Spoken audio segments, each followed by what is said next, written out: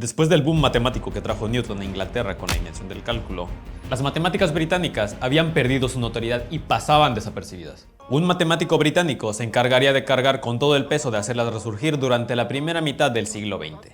Su nombre, Godfrey Harold Hardy. Hardy fue el autor, o parte de los autores, de más de 300 artículos originales cubriendo casi cualquier rama del análisis matemático, así como en teoría de números, los cuales, por su originalidad y cantidad, lo marcaron como uno de los matemáticos en liderar las matemáticas de su tiempo. Antes de adentrarnos en el video, me gustaría decir algo así como un pequeño disclaimer. Primero, en la primera mitad del video hablaremos de su vida como persona y cuando mencionemos algo de matemáticas, lo nombraremos y pasaremos de largo, para que en la segunda mitad del video ya por fin nos ensuciemos las manos. Segundo, y disclaimer, sin importar cuán largo sea este video, no se le puede rendir justicia a su biografía. Es por eso que lo que vas a ver a lo largo del video ha sido, a mi parecer y elección personal, de lo más importante e interesante de Hardy. Ahora sí, sin más, vamos a comenzar con este video que va a estar... ¡Ay! ¡Madre mía, güey! Así que vete por una botanita, una agüita, un matecito, un cafecito. Ponte cómodo. Yo soy Edgar y esto es... The Mad Journey.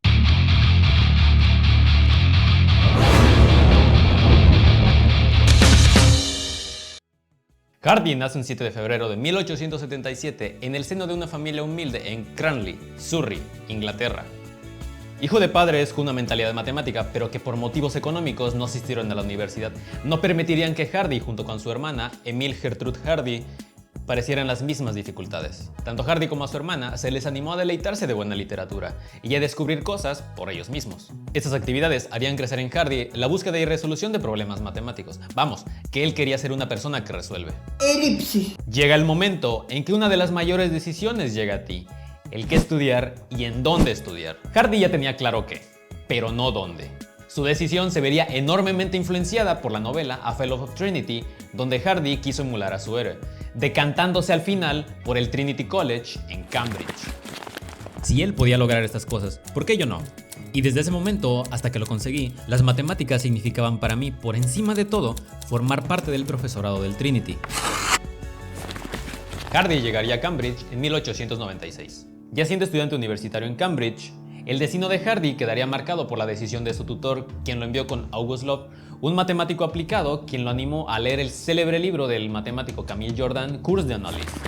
Abrí los ojos gracias al profesor Love, quien me dio clases unos trimestres y me hizo entender seriamente por primera vez lo que era el análisis. Pero la gran deuda que tengo con él fue su consejo de que leyera la famosa obra de Jordan titulada Cours d'Analyse. Y nunca olvidaré el entusiasmo con el que leí ese extraordinario trabajo que ha sido la primera fuente de inspiración para tantos matemáticos de mi generación. Y aprendí por primera vez, mientras lo leía, lo que realmente son las matemáticas. Desde ese momento en adelante, estuve en el camino que me convertiría en un auténtico matemático, con firmes ambiciones matemáticas y una pasión genuina por ellas. Esto encaminaría a Hardy en una de sus mayores actividades de investigación, el análisis, en concreto, la teoría de integración, área en la que publicaría su primer artículo científico en el año de 1900 a la edad de nada más y nada menos que 23 años. No solo eso, Hardy llegaría a publicar más de 60 artículos en el tema, incluso hasta el último año de su vida. Dicho libro impulsaría también una necesidad de rigor matemático, escasa en la Inglaterra de esos tiempos, y que no paraba de crecer en Alemania y Francia. Hardy no permitiría de ninguna manera que Inglaterra se quedara atrás. Estos dos temas, el del rigor matemático y la teoría de integración, harían que Hardy publicase los libros The Integration of Function of a Single Variable en 1905 y A Course in Pure Mathematics en 1908, siendo este último su tratado matemático más famoso. Hardy también escribiría otros dos libros, uno de ellos en 1910, Orders of Infinity, y el otro en 1915, The General Theory of Dirichlet Series. Ay sí, güey, bien rimbombante con el inglés. El primero de ellos, junto con los artículos publicados hasta la fecha, le valdrían la fama de un gran analista. El segundo de ellos, A Course in Pure Mathematics, traería a Inglaterra por fin el rigor que tanto hacía falta, presentando por primera vez el análisis matemático de una manera totalmente rigurosa y adecuada. Este libro es el equivalente que tuvo el impacto Cours d'Analyse para Hardy, pero para las siguientes generaciones. Ya le pude dar un primer vistazo y déjame decirte que el contenido es muy elocuente y muy bien explicado, remarcando y resaltando los dotes como escritor de Hardy. ¿Era Hardy tan bueno como para ser considerado el mejor matemático de la época? El matemático Edmond Landau diría al respecto: el matemático Hardy Littlewood fue el mejor en el mundo, con Littlewood el más original y Hardy el mejor escritor. ¿Hardy Little qué? Déjame te explico. Pues llegó el momento de hablar de otro titán de las matemáticas, quien, junto con Hardy, se encargarían de llevar al estrellato las matemáticas inglesas. Hablamos de John Ederson Littlewood. 1911. Hardy conoce a Littlewood. Littlewood sería, en la vida de Hardy, su mayor colaborador. Su relación fue un hecho sin precedentes en la historia de las matemáticas. Fue, posiblemente, la colaboración más sobresaliente y exitosa que se logró sostener en el tiempo. Más de 50 años de colaboración, desde antes de la Primera Guerra Mundial hasta la muerte de Hardy en 1947. Entre los muchos temas en los que se adentraron, podemos destacar los siguientes. La hipótesis de Riemann. Sí, porque ellos no le tenían miedo al éxito. Si bien no la resolvieron, lograron increíbles avances. Otros avances fueron también producidos en la conjetura de Goldbach, particiones, el problema de Waring, pero el legado más grande que dejaron fue una de las técnicas más poderosas en toda la teoría analítica de números: el método del círculo.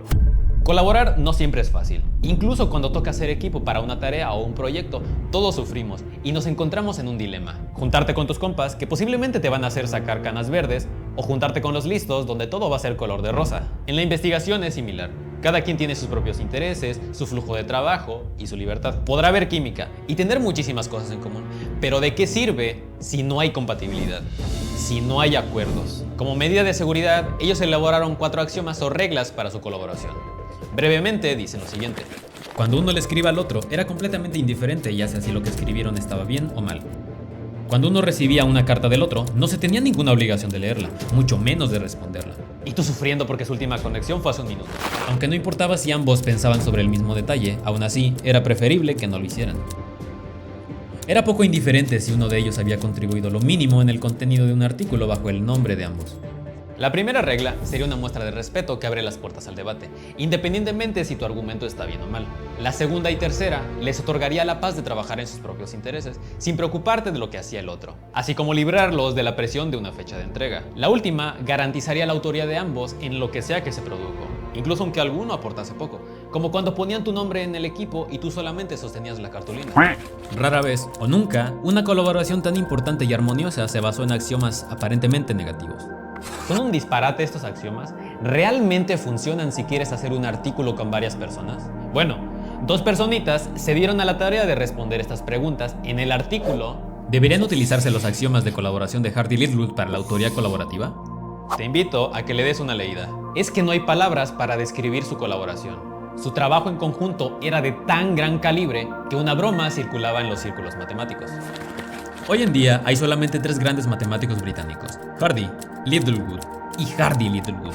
De hecho, hay quienes pensaban que Littlewood era un personaje inventado por Hardy para que él no se viera tan mamón al momento de publicar artículos en solitario. Hardy y Littlewood eran como uña y mugre, colaborativamente hablando. Sin embargo, el mayor complemento, aquel que sería un rayo de sol en la tempestad y que solamente ocurre una vez en la vida, sería esperar hasta 1913, cuando Hardy encontraría al mayor genio que ha tenido las matemáticas: Srinivasa Ramanujan.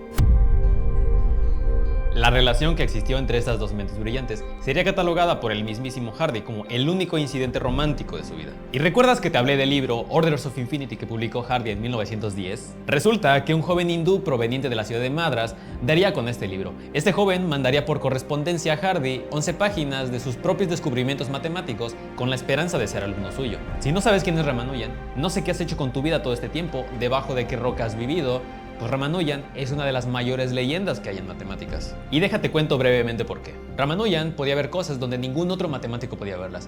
Era sumamente brillante, pese a que carecía de formación matemática. Él afirmaba que sus teoremas eran presentados en sueños por su diosa Namagiri. Veía lo inigualable en lo más mundano, pues todos los números eran grandes amigos de él. Como muestra de esto, posiblemente, la anécdota más famosa en toda la historia de las matemáticas es la del número 1729, también conocido como número de Hardy-Ramanujan o número del taxi.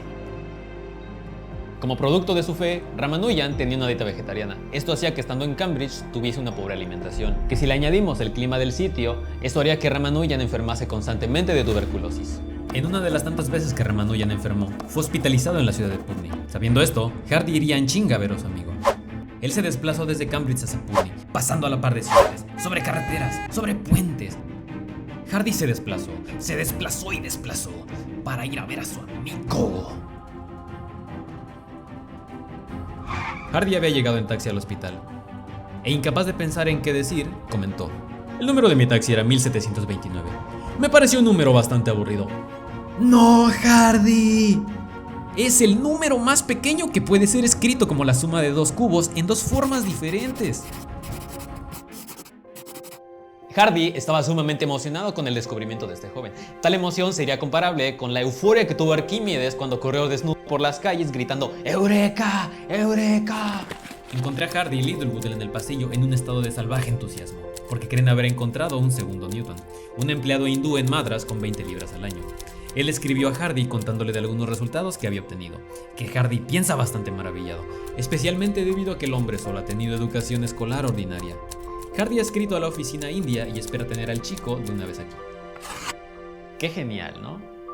Que una eminencia como Hardy, con una increíble trayectoria matemática, impulsara a alguien de las nuevas generaciones.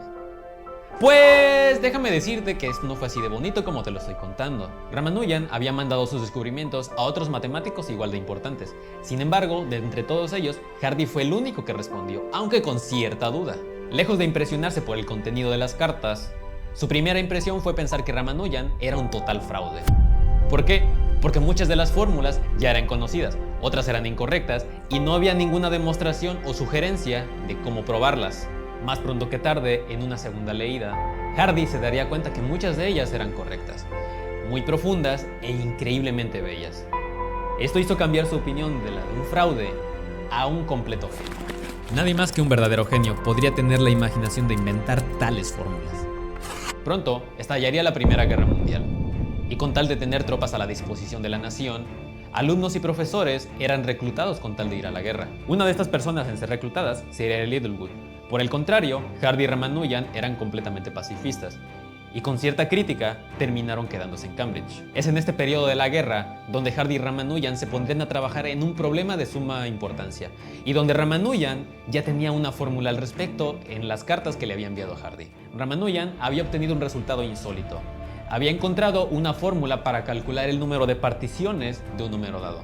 Esto era algo demasiado bueno para ser verdad. ¿Y por qué esto es importante? Te has de estar preguntando. Contrario al conocimiento de nuestros tiempos, en aquella época no se conocía ninguna fórmula ni para el problema de particiones ni para muchas de las funciones que hoy tenemos. Todo era un trabajo que se tenía que estar haciendo constantemente, arrastrando el lápiz, calculando por aquí, calculando por allá y estar actualizando las tablas con los nuevos valores que se iban obteniendo. Por lo que una fórmula que te diera todos los valores posibles era algo de increíble ayuda. Lo que ellos consiguieron, y que posteriormente sería refinado, le valdrían a Ramanujan la obtención de un doctorado en matemáticas. El resultado por sí solo era notablemente novedoso. Sin embargo, la técnica utilizada detrás pasaría a la historia como una de las herramientas más poderosas en atacar una gran cantidad de problemas en teoría de números. Hablamos del método del círculo.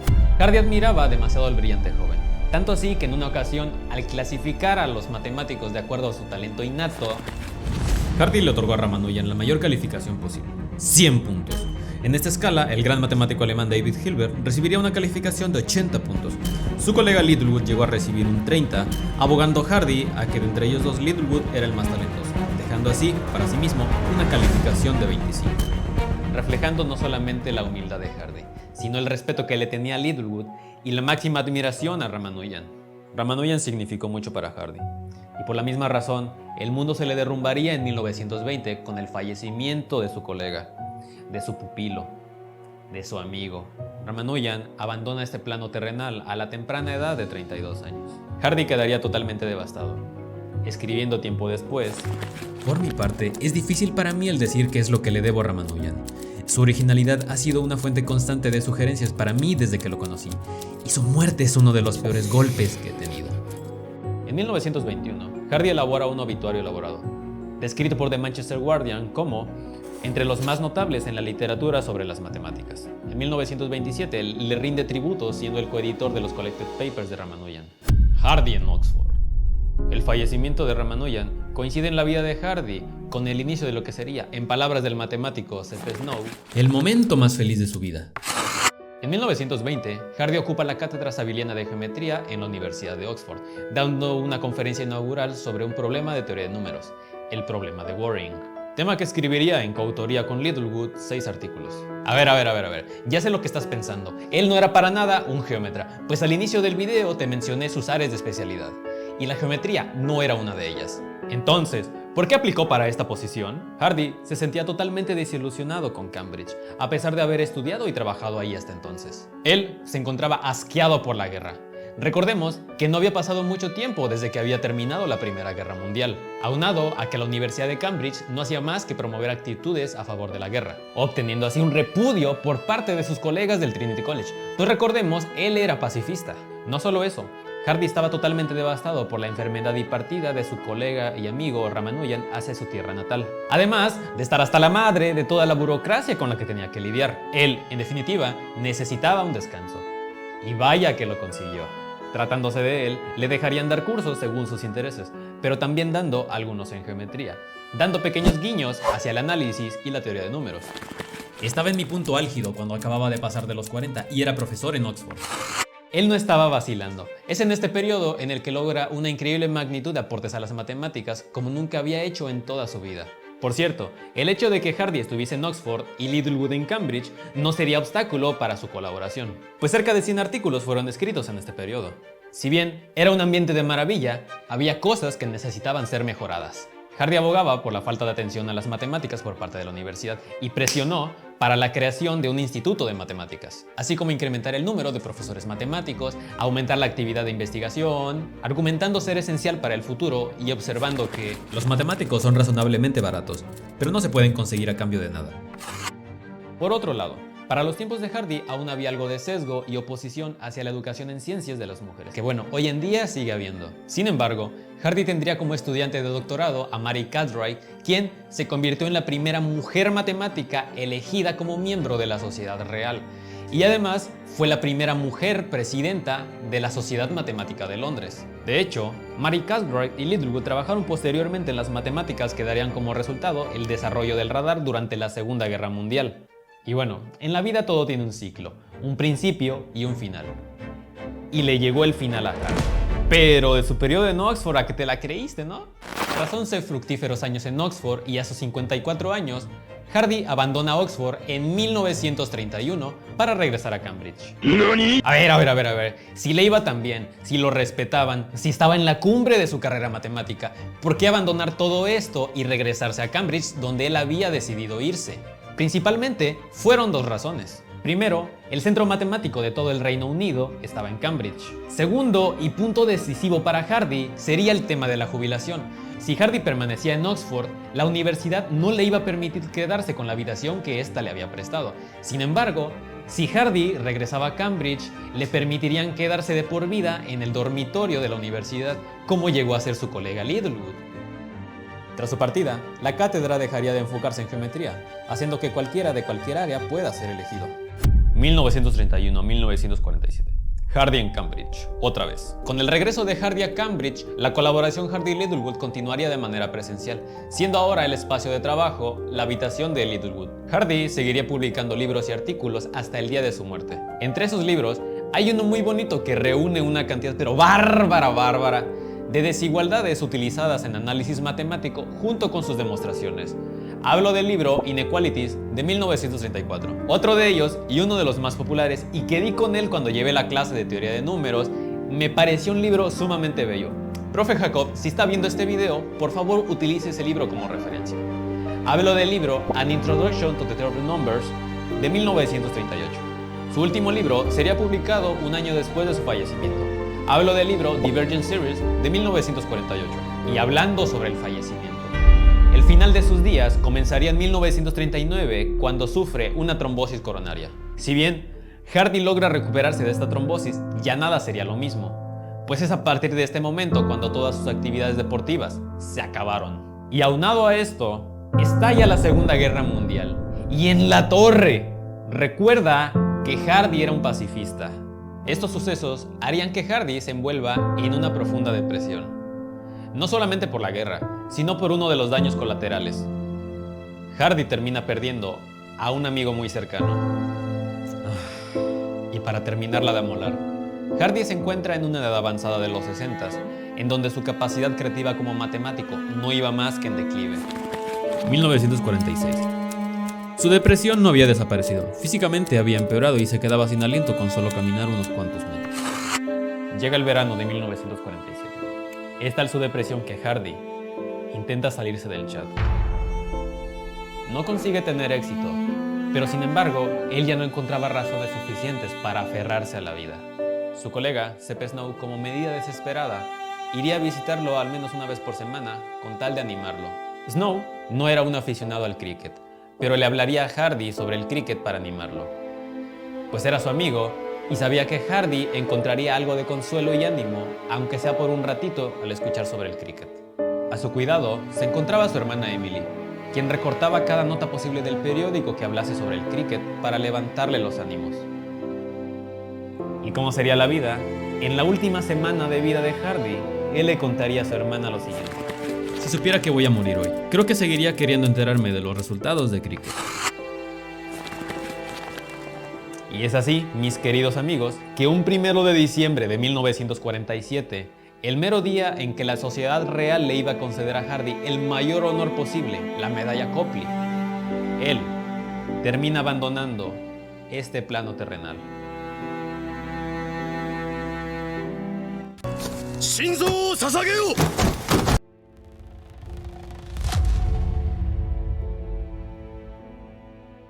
Hardy, si bien era matemático, también era humano. Tenía hobbies, pasatiempos, cosas que le emperraban. Él nunca vestiría un reloj, nunca usaría una pluma estilográfica, evitaba, a más no poder, el uso del teléfono. Él preferiría escribir una carta o mandar algún telegrama. También le costaba adaptarse al cambio social y tecnológico. Que si eres millennial como yo, sabes perfectamente de lo que estoy hablando. Que el ChatGPT, que el TikTok, que las cosas de la chaviza. ¡Hola, chavos! Si bien tenemos fotos de él, él no era para nada fotogénico. Y bueno, la lista sigue y sigue y sigue, pero aquí te resumo algunos gustos y disgustos de Hardy. Le gustaba el cricket, las historias de detectives, caminar y subir cerros, conversar, la emancipación femenina y la educación máxima de la mujer, Como lo vimos al ser el asesor de doctorado de Mary Cartwright. el sol, los michis. Le disgustaba deportes sangrientos, la guerra, la crueldad, accesorios mecánicos, espejos, Tanto así que lo primero que hacía al llegar a un hotel era tapar esos espejos. perritos, Lo sé. los políticos. Lo más sobresaliente de la lista, al menos para mí, es la demostración de que el ser matemático o científico no necesariamente tiene que estar peleado con el practicar algún deporte. Él era un gran deportista y encontraría en el cricket una enorme pasión. Después de dejar Oxford y estar de vuelta en Cambridge, Hardy regresaba cada verano a Oxford para liderar el equipo de cricket. Era tal su pasión y afición que todo lo transformaba en analogías con el cricket. Por ejemplo, en este artículo suyo de 1954, A Maximal Theorem with Function Theoretic Applications, contiene las oraciones. El problema se comprende más fácilmente cuando se plantea en el lenguaje del cricket. Supongamos que un bateador juega en una temporada determinada un determinado stock de entradas. Entonces se verifica fácilmente que ese es un máximo para un determinado stock de entradas cuando las entradas se juegan en orden decreciente. Incuestionablemente, Hardy era un personajazo. Muy excéntrico, muy Hardy. Esto se reflejaría también en una carta que hizo a uno de sus amigos en vísperas de Año Nuevo, mencionándole sus propósitos para el Año Nuevo. Demostrar la hipótesis de Riemann. Make 2-1-1 not of in the 4 innings of the last test match at the Oval. No sabes cricket, ¿verdad? Nel, compa. Encontrar un argumento para la inexistencia de Dios que convenza al público general. Ser el primer hombre en llegar a la cima del Monte Everest. Ser proclamado el primer presidente de la Unión Soviética, de Gran Bretaña y Alemania. Asesinar a Mussolini. Quizás el propósito que más te haya llamado la atención es el tercero. Pues Hardy era, ni más ni menos, un ateo. No solo eso, él consideraba a Dios como su enemigo personal, su némesis. Ahora imagina el choque que habrá tenido con Ramanujan. Hardy no entraría jamás en un edificio religioso. ¿Por qué? Por la misma razón por la que tú y yo jamás lo haríamos. Apenas pongamos el primer pie dentro, nos quemaríamos, nos haríamos cenizas. Y ni tú ni yo queremos eso. Con humor y sátira llevaba a esta rivalidad. En una ocasión, al estar completamente aburrido, realizó un juego imaginario de él contra Dios en un partido de cricket, siendo el ganador, por supuesto, Hardy. También, tal enemistad sería tomada como ventaja para las adversidades de la vida, pues en una ocasión, Hardy llegó a demostrar la hipótesis de Riemann. Por la década de los 30, Hardy solía quedarse en Dinamarca durante las vacaciones de verano con su amigo Harald Worth. Y para cuando las vacaciones llegaban a su fin, él tenía que regresar a Inglaterra. Sin embargo, para salir de los confines de la tierra de Bor, solamente había una balsa disponible. Imagínate esto, el océano puede ser un sitio salvaje y rudo, y la probabilidad de que tal embarcación se hunda no era precisamente cero que digamos. Aún así, ¿la tomarías? Hardy lo hizo. No sin antes haber escrito una carta a Bor diciéndole: he demostrado la hipótesis de Riemann. ¿Por qué Hardy proclamaría algo así? ¿Realmente la demostró? ¿Se había vuelto loco? ¡No! Por supuesto que no. Si no, hoy no estarían dando $1 millón por aquel que la demuestre. Pero piensa en la siguiente lógica de Hardy. Si el bote se hunde y él se ahoga, todo el mundo tendría que creer que ha demostrado la hipótesis de Riemann. Recordemos que era de los matemáticos más notables que había en esos tiempos. Entonces, tal afirmación no era para ser tomada a la ligera. Pero Dios no permitiría que Hardy se llevase tal honor. Por lo que entonces, no permitiría que tal embarcación se hunda. Aquí les pregunto, ¿qué hubieran hecho ustedes? Hemos, hasta ahora, visto su personalidad y tocando de manera superficial sus matemáticas. Pero es momento de ponernos rudos y hablar seriamente, de una vez por todas, de las matemáticas de Hardy. ¡Ay, qué miedo! ¡Yo me voy! Yo creo que si estás en este video es porque tienes algo de interés o curiosidad en las matemáticas. O porque el algoritmo de YouTube te trajo aquí. Por lo que veo, poco probable que jamás hayas escuchado hablar de la hipótesis de Riemann. Y si no has escuchado hablar de ella, házmelo saber en los comentarios y en una de esas, realizamos un video al respecto. Mientras, te recomiendo el siguiente video de divulgación llamado La música de los números primos de la eminencia Marcus du Sautoy. Dicho video está basado en el libro del mismo nombre. El enlace te lo dejo en la descripción. Lo que necesitamos saber aquí es que aquel que resuelva dicha hipótesis tendrá la vida resuelta, pues será premiado con $1 millón, aparte de la fama mundial, y será inmortalizado en la historia de las matemáticas. La hipótesis dice lo siguiente. Los ceros no triviales de la función z de Riemann tienen parte real 1/2. O sea. Lo que afirma la hipótesis es que todos, absolutamente todos los ceros no triviales tienen parte real 1/2. Lo que sea que eso signifique. Ahora, lo que logra el brillante Hardy fue un hecho sin precedentes. El primer gran avance en la resolución del problema, que cuando lo vi por primera vez se me iluminaron los ojitos y que cuando realicé la investigación para este video se me volvieron a iluminar, y más cuando vi su demostración, que no la entendí, pero pues está bonita de verla. Si bien Hardy no llega a demostrar el enunciado para todos los ceros, sí que lo hace para una infinidad de ellos. Teorema. Existe una infinidad de ceros no triviales cuya parte real es 1/2.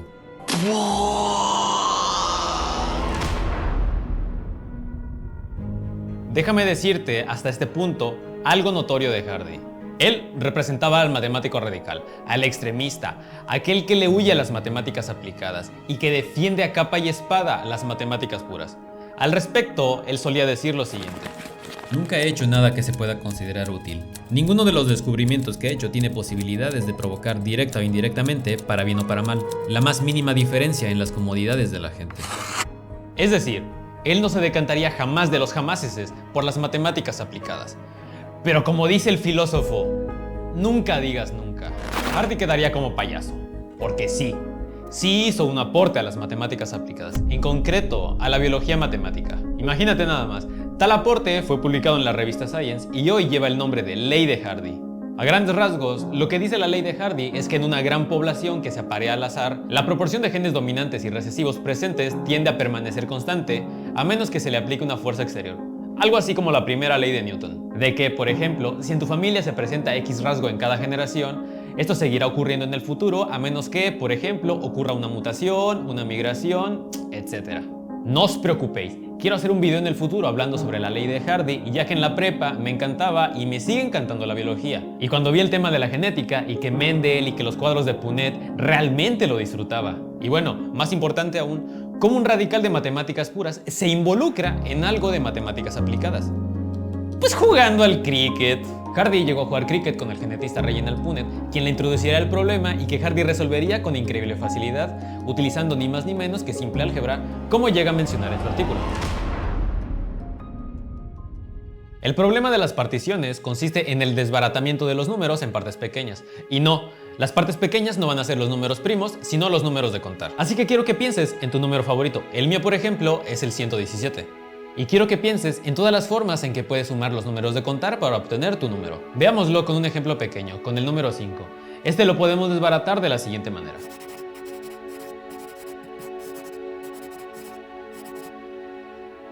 Decimos entonces que el número de particiones del número 5 es 7 y ponemos P de 5 igual a 7. Si tu número favorito es n, denotamos como P de n al número de formas en que es posible expresar a n como suma de enteros positivos. En mi caso, tenemos la monstruosidad de que P de 117 es igual a 154.920. Como podrás darte cuenta, calcular esto a fuerza bruta es sumamente difícil y tardado. Para la época de Hardy y Ramanujan se conocían valores hasta el número 200. Número que estás viendo en pantalla, pero que no pienso leer ni un carajo porque es demasiado largo. El problema es evidente. Obtener una fórmula para obtener dicho número sería la gloria y nos ahorraría bastante tiempo. Es aquí donde entran en acción Hardy y Ramanujan, quienes obtienen una impactante fórmula. Y viene la pregunta, ¿realmente funciona? Verás, con la fórmula obtenida por ellos, con increíble rapidez fueron capaces de calcular P200 con un error del 0.004. Esto sería corroborado por el matemático McMahon, el mayor experto en particiones de aquel entonces, quien lo haría a fuerza bruta y le tomaría la cantidad de un mes en lograr tal hazaña. En efecto, son matemáticas. Aquí la pregunta es, ¿cómo fue posible que Hardy y Ramanujan lograron hacer tal hazaña? Ramanujan ya tenía la fórmula por sueños de su diosa, o por lo que quieras, pero aquí en matemáticas hacemos las cosas de una manera diferente. Tenemos que decir el porqué de las cosas. Tenemos que dar una demostración.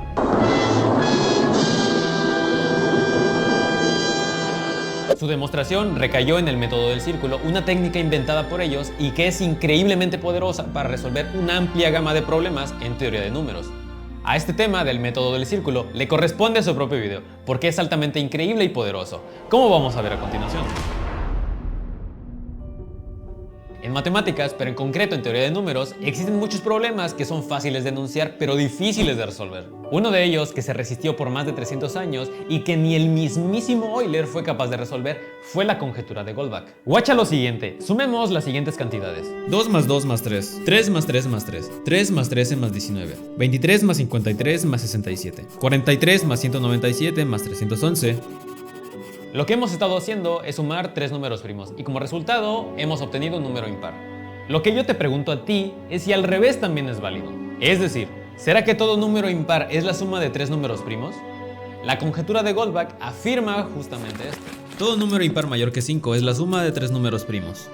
Hardy y Littlewood, con ayuda del, ya te la sabes, el método del círculo, logran demostrar la conjetura de Goldbach para números que son altamente grandes, pero su resultado depende y es válido siempre que la hipótesis de Riemann sea verdadera. ¡Chon, chon! Que como sabemos, hasta el momento no se ha demostrado.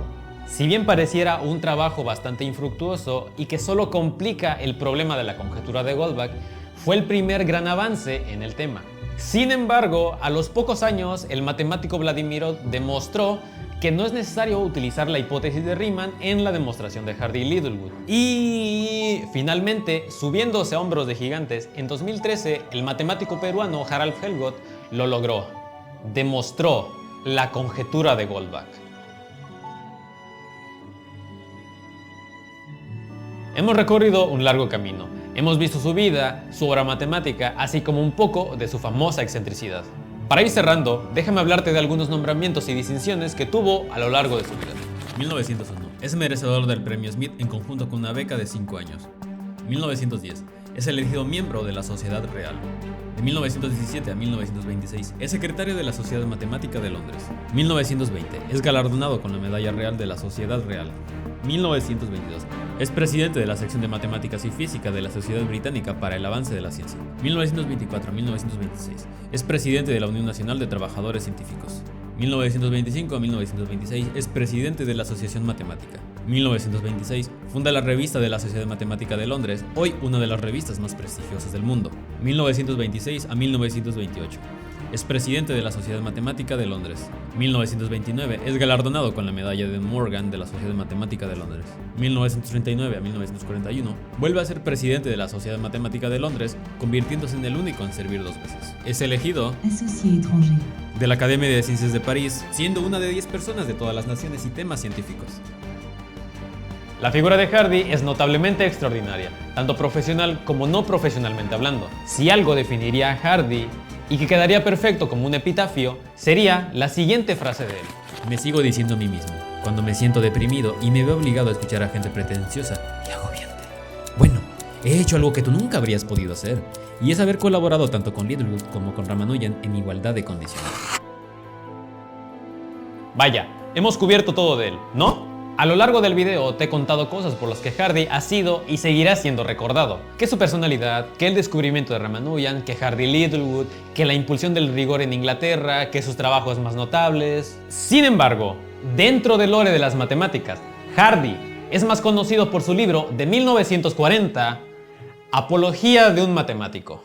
Este libro, o al menos una parte de él, te lo presenté a lo largo del video extrayendo pasajes suyos. Tal vez te estés preguntando, si es la obra más famosa de Hardy, entonces, ¿por qué no te hablé de ella?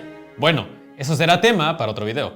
Entre otras cosas, es un libro bastante triste, lleno de melancolía, de nostalgia, escrito por un Hardy ya en sus 60s que se encontraba añorando sus años de gloria.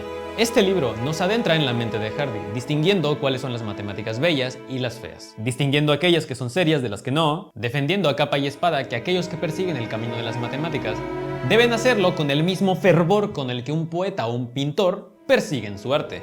Y si llegas hasta acá, muchas gracias por regalarme un pedacito de tu tiempo, lo valoro mucho. Si el video te gustó, agradecería le dieras un like, una suscribida, una compartida, una campanada, para que el algoritmo de YouTube nos trate bonito. Si quieres añadir algo al video sobre la vida y obra de Hardy que no fue mencionado, que crees que es importante, no dudes en escribirlo aquí abajo en la cajita de comentarios. Me gustaría leerte. Yo me despido y hasta el siguiente video.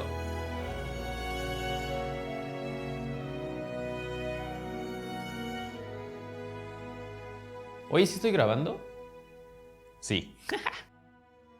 The Motherfucking Project. Ah, que ya le cambié Project a Journey. Hablamos de John Ederson Littlewood.